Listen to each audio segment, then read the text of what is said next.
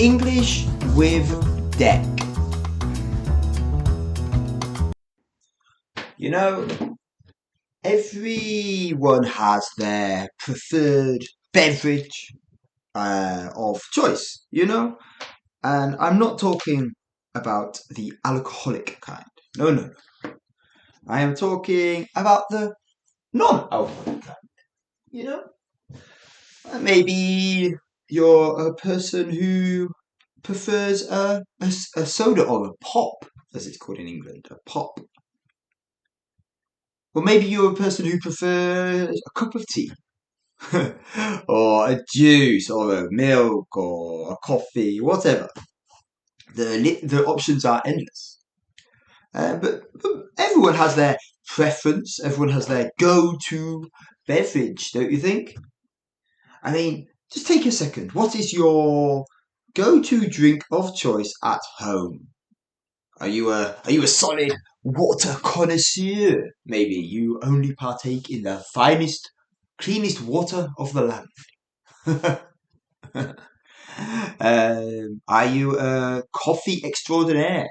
With a whole coffee making machine at home, grinding the beans, dripping it into the cup, making various concoctions with that. Or are you simply a Coca-Cola person? Everyone has their personal favourites. I love pretty much all drinks personally. I would say my go-to though would definitely be a good sparkling water. Oh, it's a good sound, isn't it? 1 minute. I don't know if you caught that on the camera. I think so. On the microphone, actually. 1 second.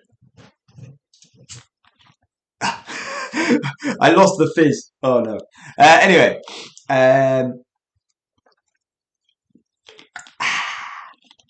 wow, sparkling water just hits the spot.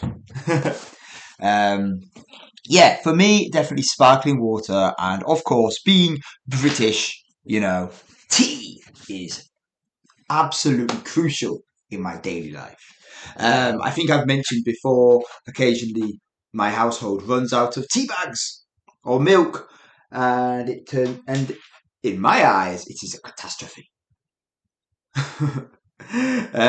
However, I have noticed over the past few weeks, in fact, over the past few years, I've really started to drink more and more coffee outside of the weekend. And especially over the past few weeks, I've picked up on a thing that's a habit that I think has been happening since about a year ago, maybe. Now, before I get into what the habit is, let me just explain something. In Japan, and I don't know, maybe this is in other countries as well. I never saw this before I came here. But bottled coffee in a PET bottle, in a plastic bottle, coffee in a plastic bottle is really common. Okay, yeah, sure, you could find your Starbucks ones or your Cafe Nero ones, depending where you're living. It is seen occasion. However, over here, it is on another level. So many varieties, so many sizes, so many flavors.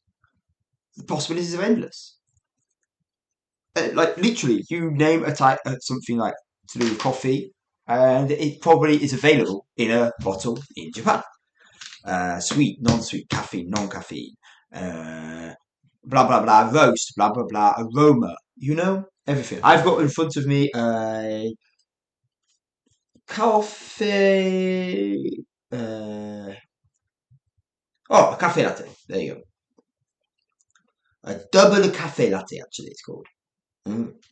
And to top it off, you can get hot versions and cold versions of this. You pick it up out of the vending machine or off the shelf, and it's warm or cold, depending where it's stored. Anyway, when I came here to this country, I was like, why would anyone drink that? 1.5 liters of coffee in a bottle. Wow. It blew my mind. I really couldn't imagine ever drinking that. However, as the years went on, slowly the coffee crept into my life. You know, it snuck into my house. You know, and then very quickly I began to think, "Ooh, maybe I'll have one of these at lunch. Maybe I'll have one of these on the way home." And it shocks me to say, but I think these days I actually drink more coffee than I do tea, which as an Englishman is shocking to admit.